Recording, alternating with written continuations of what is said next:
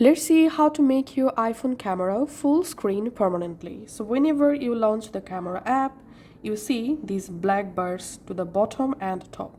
To make these full screen permanently, first of all, you need to go to your iPhone settings, then tap on camera. Under camera settings, you have to tap on preserve settings. Here you need to turn on camera mode and creative controls.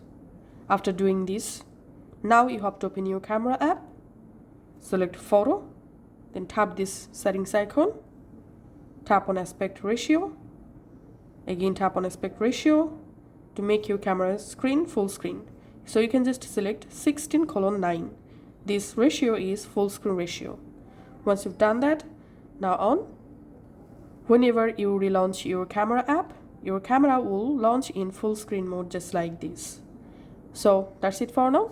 Thanks for watching.